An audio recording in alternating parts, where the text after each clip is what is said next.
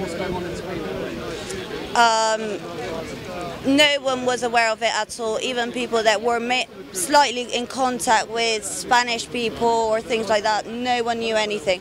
People thought they were because they were reading the newspapers, they were reading bits and bobs of information, but even that information wasn't expressed properly.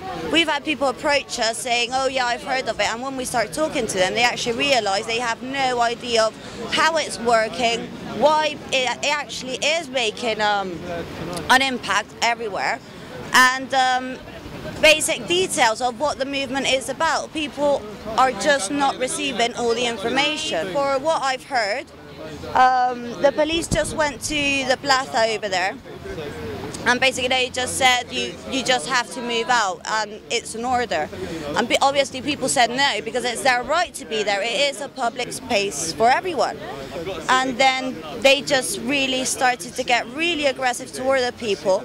And what I have to say I'm extremely proud of is the fact that they didn't, even then, people didn't get aggressive towards the police. And I find that remarkable. Basically, they started hitting everyone, and once they got everyone out of the place, they just cleaned absolutely everything, everyone's possessions. There was computers, it was extremely well organized.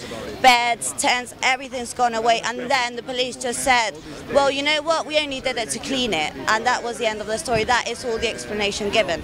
The flower is in sympathy with Spain, and basically right now with the 99 people that were injured today in Barcelona.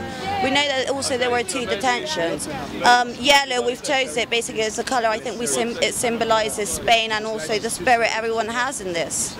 Everything's actually been coming really naturally. There's a lot of people gathering here, that all of them all together, obviously with being so many of us, there's lots of ideas, political ideas, but as this is not a political movement, people just don't get into it. We've had lots of people around the area donating things to help us because they believe in what we're doing. There's people that can't camp out here every night, so they come here and they just bring us warm tea and coffee and lots of food, amazing amounts of food. It's ridiculous. And yeah, basically it's just really working. We're getting people coming every morning to pick up leaflets saying, I've actually spoken to a few friends about this, I need more sheets. And I think it's been a slow process, but I think it's actually creating the impact we wanted out of this.